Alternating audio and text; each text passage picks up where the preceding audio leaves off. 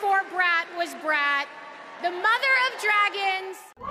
These children at your house, 13 years old. As Commander-in-Chief, I will ensure America always has the strongest, most lethal fighting force in the world. And I will fulfill our sacred obligation to care for our troops and their families, and I will always honor and never disparage their service and their sacrifice.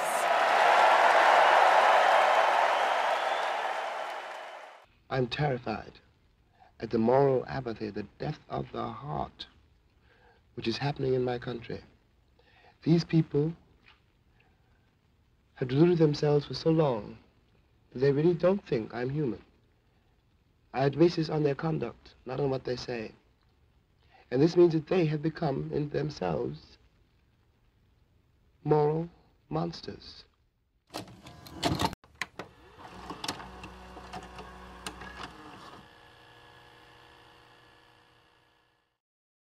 Hey everyone, welcome back to my channel. Thanks so much for following me, and if you're new, I make video essays on politics and pop culture, so I suggest checking those out first to have a greater context for what I'm going to talk about here. Because in this video, I'm going to be expanding on themes that I brought up in my last video essay, which was about declinism and how it's used as a rhetorical device by both political parties in the US in order to call voters to action and spark nationalism and military support. And I want to expand on some things here, as I think post-DNC, it's only proved my points further that the US military isn't going anywhere, and that even Democrats who claim to be the antithesis of Donald Trump and the right are basically now just outwardly centrists and right-leaning. It's not even just pandering to the right, they are actively moving the entire party to a more conservative worldview. And I say this as someone who was part of the Young Democrats movement in my mostly Republican hometown as a kid, and as someone who voted for Hillary in 2016. I'm from a long line of Democrats, grew up in a Democrat household, and seeing the party become what it is saddening and frustrating because it wasn't always like this, but the writing has been on the wall for a while now, especially post-Trump. Additionally, in that video, I didn't give Harris that much flack because in my head I thought she could be pushed further to the left, but as things presently stand, no, obviously that's not happening and I should have been more critical, so let's go.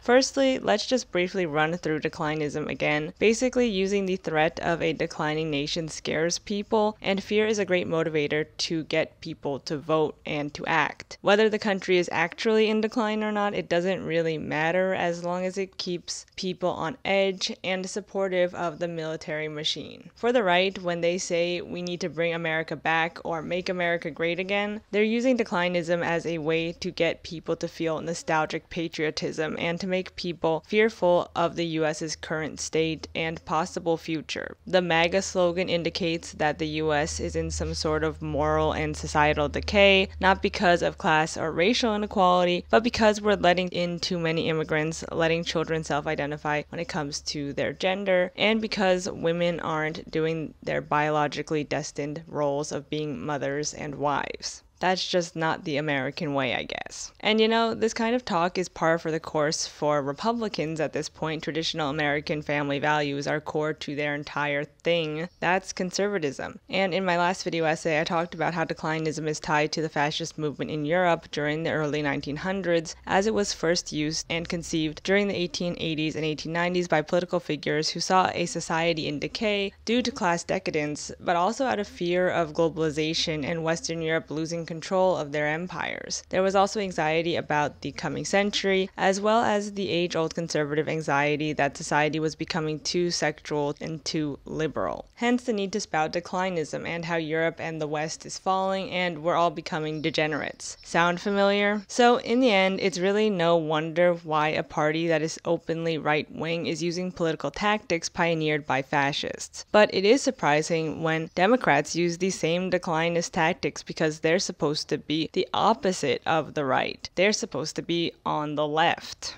But in the end, they're liberals, which isn't leftist, but rather being a liberal is being a centrist, always willing to compromise with your enemy, and are only on the left in theory. Liberals, to me, are people who join the Democratic Party because they see themselves as morally and intellectually superior to stupid redneck Republicans who vote against their own interests and are openly racist. And I'm not a stupid racist. I should add there are other people who vote blue because they want to pressure the only other big political party in the US to do the right thing. And since 2016, the Democratic Party today is mainly made up of people who just hate Donald Trump, whether because they're smug liberals or because they just want a better option than Trump, depends on the person. But to sum liberals up, Sean actually made a video about Harry Potter a while ago, and one of the points he made was basically that liberals think racism is bad because it's factually incorrect and don't realize it's a bigoted ideology that's not based on any sort of logic. Like, racism is wrong because Hermione's really good at magic for a muggle-born, therefore racism debunked. And most liberals tend to think this way, like they're still racist behind closed doors as long as it makes factual sense, like doing a funny accent is okay because that's how they talk in movies. Insert Michael Scott clip here. Oh, most honorable Pamela! Not offensive, because that's the way they talk in movies. Liberals like Harris and Democrats in general are okay with the status quo as long as they can maintain their supposed intellectual and moral superiority, and in the end, due to this mindset, liberals, Democrats have no real interest in changing how things run, unlike a leftist, for example, who does want actual change and can see the hypocrisy in the Democratic Party that claims to want to keep hope alive, but is okay with conceding to the right when conservatives would never concede to them. There's no place for violence in politics was the Democrats' answer to Donald Trump getting shot, when many, like fellow YouTuber and creator Jesse Gender, pointed out that if the roles were reversed, the right would be cheering.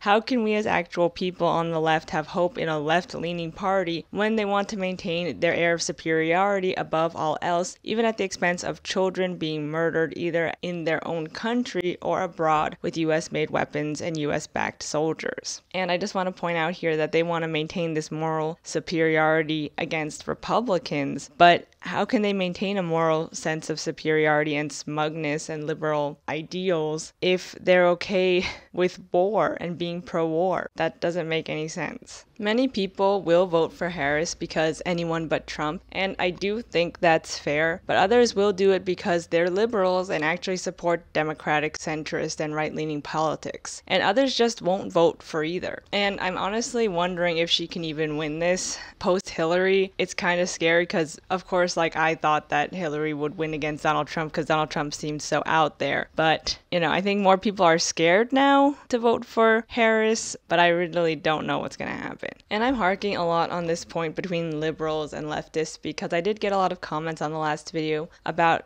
the phrase liberal left and how that doesn't make sense. And I just want to clarify, I mean liberals on the left, not that liberals are leftists. I'm aware the two are different things and I should have made it more clear, but that's what I meant when I said liberal left. I meant liberals on the left. But in the end, I guess liberals aren't on the left. They're in the center, and honestly, a lot of them lean more towards the right than anything else. Liberals' minds are just so strange to me, and Democrat minds are so strange to me right now, and honestly sometimes even harder to understand than just outwardly conservative politicians and grifters, because they know and acknowledge that conservative politics are regressive, or at least say that they're harmful and can be pressured by constituents to backtrack and correct themselves at times, but then don't do anything to stop their opponents. Instead, ironically, they say we're going to create the most lethal military in the world and support our troops and honor them. At the 2024 DNC, Harris said, "As Commander-in-Chief, I will ensure America always has the strongest, most lethal fighting force in the world. I will fulfill our sacred obligation to care for our troops and their families, and I will always honor and never disparage their service and their sacrifice." Even Kamala Harris's platform and ads are similar to Donald Trump's, espousing nationalism, patriotism, and love for the red, white, and blue. I mean, look at how many American flags are in this shot. Let's work to put Americans back on top, restore it to its former glory, or at least let's maintain the US's dominance. Americans first,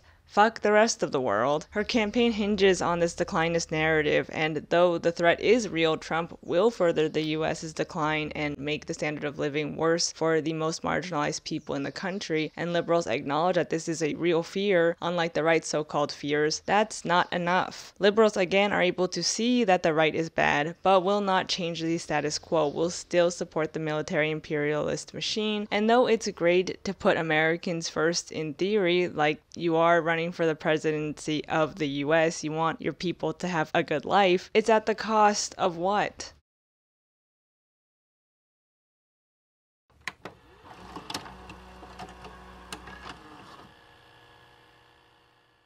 Liberal candidates like Harris have also based their Democratic Party on optimism. Though they use declinist tactics such as fear-mongering when it comes to Donald Trump and nationalism, the Democrats are also characterized by hope for the future and a belief that the US can work for everyone and that we should believe in our great nation and even be proud of it. Harris's ads use the song Freedom by Beyonce, which talks about feeling lost and chained down and feeling like you're at your lowest low, but then breaking out and rising up and winning. Harris's campaign slogan is, "When we fight, we win." And in the ad, she says, "We believe in the promise of America." We believe in the promise of America, and we're ready to fight for it.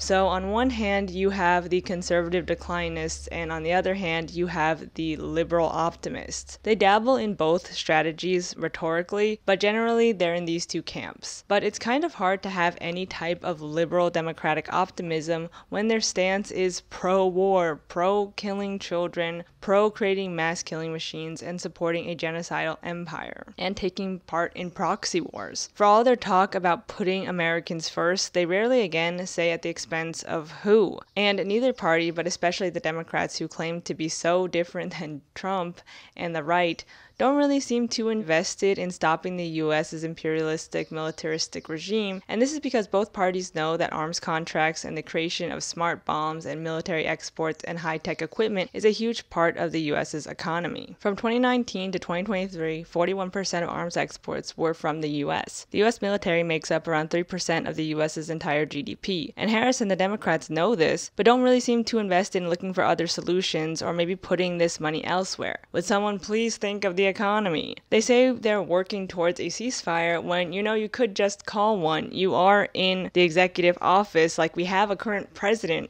right now who is supposedly a Democrat. You could just stop sending weapons. You could just stop meeting with Netanyahu and platforming him in US publications. I read a tweet recently that said US propaganda is so strong and normalized that many can't see it when it's staring them right in the freaking face. And I'm one of those people. I sometimes struggle with seeing what's been manipulated versus what's actually true. The word for advertisements and commercials in Portuguese is propaganda, but in the US we call it marketing and campaign ads. But anyway, why does the US government, which is being run by Democrats at this very moment, just stop it all then? Well, part of not calling the kettle black and just ending the manufacturing of weapons and exportation of arms is because the US has made so many enemies. Without the threat of mutually assured destruction, they don't have anything. But really, is taking a little bit of money away from the military and investing it in a national healthcare system and eliminating student loan debt too much to ask? There's enough money to build bombs, but not for doctors and teachers. How can we put our hope in the promise of the US when Democrats treat dying children as collateral damage? Or worse, close their ears to block out the names of children being murdered with US weapons? These people are no different from those they claim to hate. There are leftist politicians who are cutting ties with the Democratic Party over Palestine, Sudan, and the Congo because these are not one issue. They're multiple issues, first of all, and second of all, we are not removed from them. We directly influence them. We are all culpable, and not only that, but we in the imperial core benefit from these atrocities, and that's not right. In the end, whether it be conservative declinism or liberal optimism, both rhetorical strategies fall flat when they don't mean anything other than go vote for me. They're both insidious and both work to continue to uplift the US as some sort of great project we should all be part of and uphold, a city upon a hill, the great American experiment, when in reality, at least in my opinion, these rhetorical devices and the parties that use them are just a continuation of unquestioned nationalism, and that needs to be stopped. We need to be more critical of our country's policies both at home, but especially abroad. We need to divest from nationalism and two-party politics because it will never lead to the progress that Democrats tried to sell us every 4 years. I think the only way to really change US politics is to have more than just two parties, because having this two-party system that thrives on claiming to be the lesser of the two evils or the opposite of the other isn't working, and it's also too simplistic of a narrative. Two parties will never fulfill the entire nation's political spectrum. The US has over 300 million people, and their minds can't be simply divided into two ideologies. Not to mention, when it's just two polar opposite parties, once the other wins, they can undo all of the other's work. And that happens again every 4 years. Like, Democrats are just okay with that. Our democracy being threatened by people who they acknowledge are extremely dangerous is just politics as usual, I guess. How can we keep voting for a party that says to have hope when that hope is damned every election season and when the popular vote doesn't mean anything? It just doesn't make any sense. But honestly, I'm starting to think it's this way on purpose, so the US's status quo will never change, progress will never be made, and that's exactly how the powers at be want it. As long as the rich stay rich, the US reigns world supreme, and we're all too tired and too brutalized to do anything about it, things will just continue the way they always have until we're all boiled alive on this pale blue dot. They think they can keep the bread and circus of American celebrity politics on this endless loop to distract us from what really matters, but they can't anymore. And we shouldn't let them. Right now, I have almost no hope, or honestly no hope, for the current system because it will never produce the change that we desperately need, not just in the US, but around the world. But before I end this, I will say that millions of people in the US are suffering and need better leadership and government intervention, welfare, job and housing and food security, wages to match inflation. And I guess right now that means Harris or literally anyone but Trump and the alt-right, but we should never stop pressuring the left-leaning party that at least claims to have a conscience think that what they're doing is enough, because it's far from it. I don't know who's going to win this election, but I will say I really hope it's not him. At the same time, Harris is just more of the same and is equally as at fault for what's happening in the world, and not even a stopgap measure at this point, because she will just continue the same lame duck and actively violent policies that are already in place. I guess I wasn't as harsh on Harris and the Democrats in my Declinism video because I don't want to be misconstrued by saying Harris is bad and therefore Trump is good, because that's how binary the political system is. But we can criticize the Democrats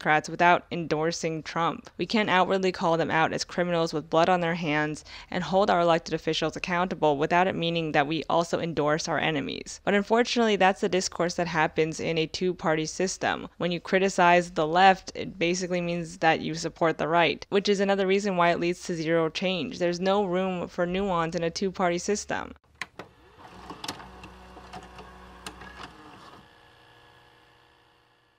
So that's it for this one. I hope I cleared some stuff up. I have student loan debt. I want to be forgiven. I have family with disabilities that need Medicare. I'm still invested in US politics, as not only do I have family and friends there, I might want to live there again one day. I am from there. I grew up there. I lived most of my life there. I might have to go back one day. And I want to live in a place free from gun violence and police brutality, and a nation that's not thriving off of arms sales and the suffering of those who share the same world as me. How can we as a human species do this to other human beings? The US has gained the most from globalization, ironically, without actually gaining a global consciousness. But we as individuals can have that consciousness and let it guide us in how we move in the world. I know that's kind of like an idealistic vision, but it's not easy to see a world that's never been before. And we just have to keep working towards it in the best way that we can. So thanks for watching. If you liked this one, do all the YouTube stuff, like, share, comment, and support me on Patreon, and support this channel and my work. And on Patreon you'll get some cool perks like early access and be able to see some behind the scenes stuff of me working through the process of creating these videos. And I'll see you in the next one. Bye.